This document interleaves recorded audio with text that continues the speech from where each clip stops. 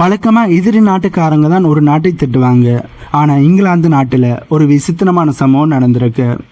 இங்கிலாந்தினுடைய பிரதமரோட சொந்த ஆலோசகர், அதுவும் சாதாரணமான ஆள் இல்லை, முன்னாள் நேட்டோ தலைவராக இருந்த ஜார்ஜ் ராபர்ட்சன் அவர்கள் தன்னோட பிரதமரையே மெத்தனமானவர் அப்படின்னு பகிரங்கமாக விமர்சனம் செய்திருக்கார். உங்களுடைய இந்த அலட்சியம் நாட்டை பெரிய ஆபத்தில் தள்ளுதுன்னு அவர் சொன்னதுக்கு பின்னாடி இருக்கிற பயங்கரமான உண்மைகள் என்ன? ஏன் யூகே இப்போ ஒரு பலவீனமான நாடாக மாறிக்கிட்டு இருக்கு? இதை பற்றி தான் இன்றைக்கு இந்த வீடியோவில் நாங்கள் தெளிவாக பார்க்க போகிறோம். வீடியோக்குள்ளே போகிறதுக்கு முன்னே நம்ம சேனலை சப்ஸ்கிரைப் பண்ணி பக்கத்துக்கு பெல் ஐக்கானை கிளிக் பண்ணி வைங்க. அப்போ தான் நான் போடக்கூடிய வீடியோஸை நீங்கள் உடனுக்குடன் பார்க்க முடியும். வாங்க போய் வீடியோக்குள்ளே போகலாம். ஒரு நாட்டினுடைய பிரதமரை ஒருவரை தனது ஆலோசகராக நியமிக்கிறார் என்றால் அவர் அந்த துறையில் எவ்வளோ பெரிய ஜாம்பவானாக இருக்க வேண்டும் என்பதை நீங்களும் யோசிச்சு பாருங்க. ஜார்ஜ் ராபர்ட்சன் அவர்கள் ஒரு சாதாரணமான மனிதர் இல்லை. 1990கள் இறுதியில் டோனி பிளேயர் யூகேவோட பிரதமராக இருந்தபோது யூகேவினுடைய பாதுகாப்பு அமைச்சராக டிஃபென்ஸ் செக்ரட்டரியாக இந்த ஜார்ஜ் ராபர்ட்சன் அவர்கள் இருந்தார். அதுக்கு பிறகு உலகத்தில் இருக்கிற மிகப்பெரிய ஒரு இராணுவ கூட்டமைப்பாக இருக்கிற நாட்டோட செக்ரட்டரியாக பணியாற்றியவர். அதாவது உலக நாடுகளோட இராணுவ பலம் என்ன, அச்சுறுத்தல்கள் எங்கிருந்து வரும் என்பது இவருக்கு அக்குவர் ஆணிவராக தெரியும். இப்படிப்பட்ட ஒருத்தரைத்தான் யூகேவோட பிரைம் மினிஸ்டராக இருக்கிற கிறிஸ் ஸ்டாமர் அவர்கள் யூகேவனுடைய இராணுவத்தினுடைய நிலைமை தற்போது எப்படி நிலைமையில இருக்கு, பவராக இருக்கா அல்லது ரொம்ப வீக்காக இருக்கா, யூகேவோட இராணுவம் எந்த அளவுக்கு பவர்ஃபுல்லாக இருக்கு, இதனைத்தையுமே ஆய்வு செய்து அறிக்கையை கொடுங்கள்னு கிறிஸ் ஸ்டாமர் அவர்கள் இவரை கேட்டிருக்கார்.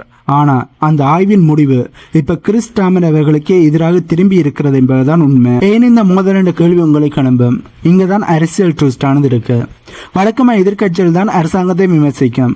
ஆனால் ராபர்ட்சன் அவர்கள் யூகேவோட பிரைம் மினிஸ்டராக இருக்கிற கிறிஸ் ஸ்டாமர் அவர்களோட அதே லேபல் கட்சியை சேர்ந்தவர். அப்படி இருந்துமே அவரே இவ்வளவு காட்டமாக பேசுகிறார் என்ற கேள்வி உங்களுக்கு அனுப்பும்.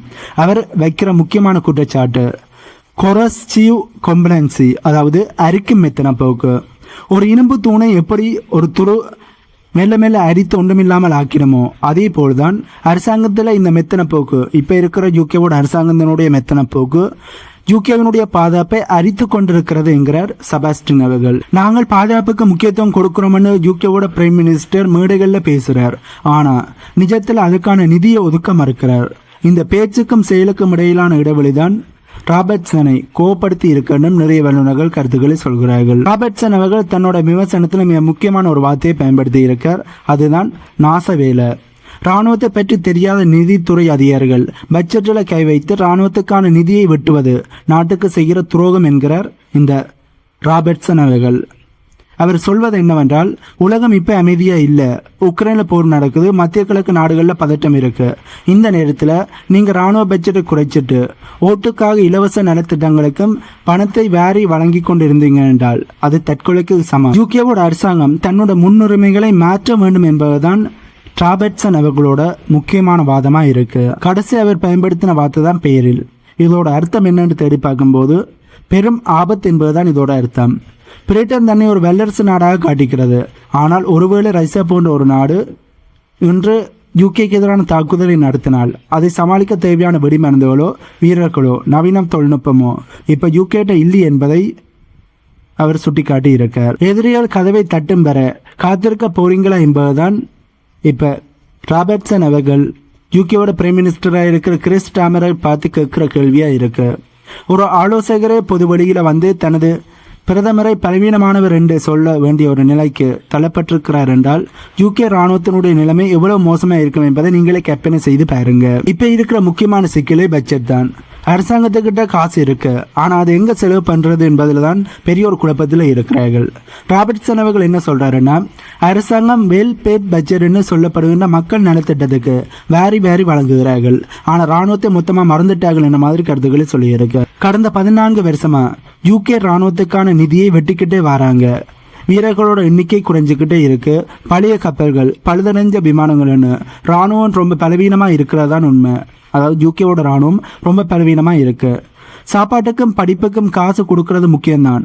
ஆனால் ஒரு நாடு பாதுகாப்பாக இருந்தால் தானே இதெல்லாம் செய்ய முடியும். கடந்த 14 வருஷமா யூகே இராணுவத்துக்கான நிதியை யூகேவோட அரசாங்கம் வெட்டிக்கிட்டே வராங்க. வீரர்களோட எண்ணிக்கை குறைஞ்சிருச்சு. பழைய கப்பல்கள், பழுதடைஞ்ச விமானங்கள்னு யூகேவோட இராணுவம் ரொம்ப பலவீனமாக இருக்கு. சாப்பாட்டுக்கும் படிப்புக்கும் காசு கொடுக்கறது முக்கியம்தான், ஆனால் நாடு பாதுகாப்பாக இருந்தால் தானே இதெல்லாம் செய்ய முடியும் அப்படிங்கிறது தான் அவரோட வாதம்.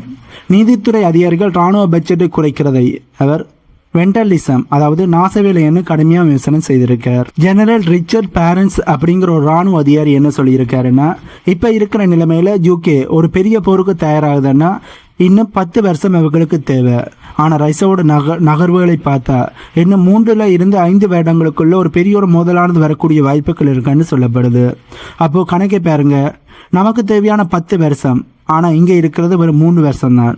இந்த இடைவெளியை எப்படி சரி பண்ண போகிறாங்க? ஒரு பக்கம் ரைசா உக்ரைனுக்கு எதிரான போர் செய்திருக்கிறார்கள், அடுத்து ஐரோப்பிய இந்திய நாடுகளுக்கு எதிரான தாக்குதலை செய்து விடுவார்கள் என்று ஐரோப்பிய இந்திய நாடுகள் அஞ்சுகிறார்கள். இன்னும் ஒரு பக்கம் சீனா பலமாகத்தான் இருக்கு.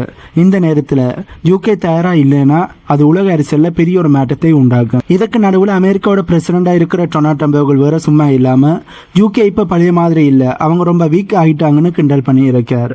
இது ஒன்றும் வின்ஸ்டன் சர்ச்சில் வாழ்ந்த காலம் கிடையாதுன்னு அவர் பிரதமரை மட்டம் தட்டுறார். அதாவது ட்ரம்ப் அவர்கள் கிறிஸ்டாமன் அவர்களை மட்டம் தட்டுறார். உலகமே பிரிட்டனை ஒரு பலவீனமான நாடாக பார்க்க ஆரம்பித்தா அது அவங்களோட வர்த்தகம், பாதுகாப்பு மற்றும் நட்பு நாடுகளுடனான உறவுகளை பாதிக்கும். இதெல்லாம் மனசில் வச்சுக்கிட்டு தான் ராபர்ட்சன் அவர்கள் இப்போ குரல் கொடுத்துருக்கார். இவ்வளவு நேரம் நாம் பார்த்த விஷயங்கள் எல்லாமே ஒரு தெளிவான உண்மையை நமக்கு உணர்த்துது. யூகே இப்போ ஒரு இக்கட்டான சூழ்நிலையில் நிற்குது. ஒரு பக்கம் பொருளாதார நெருக்கடி, இன்னும் ஒரு பக்கம் உலக நாடுகள் மத்தியில் தங்களோட செல்வாக்கை தக்க வைக்க வேண்டிய ஒரு கட்டாயம். ஜார்ஜ் ராபர்ட்சன் அவர்கள் போன்ற அனுபவம் வாய்ந்த தலைவர்கள் ஏன் இவ்வளவு கத்துறாங்கன்னா அவங்களுக்கு தெரியும், இராணுவ பலம் இல்லாமல் வெறும் பேச்சுவார்த்தையால் மட்டும் ஒரு நாட்டை பாதுகாத்திட முடியாது. அரசாங்கம் சொல்கிற மாதிரி நாங்கள் பட்ஜெட்டை ஏற்றுக்கிறோம் அப்படிங்கிற ஒரு கணக்கு பேப்பரில் வேணா நல்லா இருக்கலாம், ஆனால் களத்தில் நிலைமை வேறையாக இருக்கு. ராபர்ட்சன் மற்றும் நிபுணர்கள் குழு சொல்ல வர தீர்வு என்ன தெரியுமா? வெறும் காசை மட்டும் ஒதுக்குறது தீர்வில்லை, மொத்த அமைப்பையும் மாற்றணும். பொதுமக்களுக்கு பாதுகாப்பு விழிப்புணர்வை ஏற்படுத்தணும்.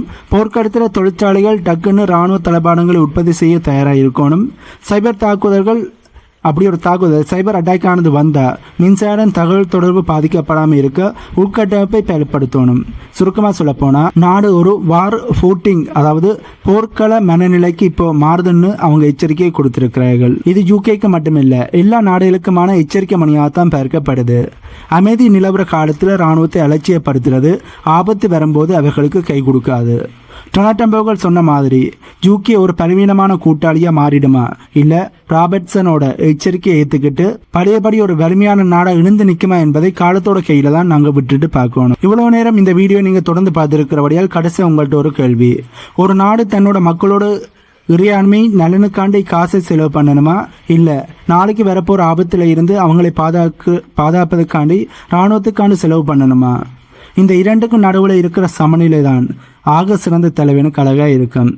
பட் யூகேவோட பிரதமராக இருக்கிற கிறிஸ் ஸ்டாமர் அவர்கள் இப்போ அந்த பரீட்சையில் ரொம்ப இக்கட்டான சூழ்நிலையில் இருக்காருன்னு தான் சொல்லணும். அதாவது இராணுவத்துக்காண்டி பணத்தை ஒதுக்கீடு செய்வதா அல்லது தன்னோட மக்களினுடைய இன்றைய நலனுக்காண்டி காசு செலவு செய்கிறதா என்ற ஒரு இக்கட்டான சூழ்நிலையில் தான் கிறிஸ் ஸ்டாமர் அவர்கள் இப்போ மாட்டுப்பட்டிருக்கார். அவர் எடுக்க போகிற முடிவு யூகேவோட தலைவிதியை மட்டுமில்லை, மொத்த ஐரோப்பாவோட பாதுகாப்பையும் தீர்மானிக்கும் என்பதுதான் நிறைய வல்லுநர்களோட கருத்து. இதை பற்றி நீங்கள் என்ன நினைக்கிறீங்க? உங்களுடைய கருத்துக்களை மறக்காமல் கீழே கமெண்ட்டில் சொல்லுங்கள். இந்த வீடியோவில் நான் சொன்ன தகவல்கள் உங்களுக்கு புதிதாக இருந்திருக்குமென்னு நம்புகிறேன். இந்த தகவல்கள் உங்களுக்கு புதிதாக இருந்தால் இந்த வீடியோக்கு லைக் பண்ணி நம்ம சேனலை சப்ஸ்கிரைப் பண்ணி பக்கத்துக்கு பெல் ஐக்கானை கிளிக் பண்ணி வைங்க. அப்போ தான் நான் போடக்கூடிய வீடியோஸ் எனக்கு உடனுக்குடன் பார்க்க முடியும். இன்னும் ஒரு புதிதான தகவல்கள் உள்ளடங்கிய புதிய வீடியோவில் உங்களை நான் மீட் பண்ணுறேன்.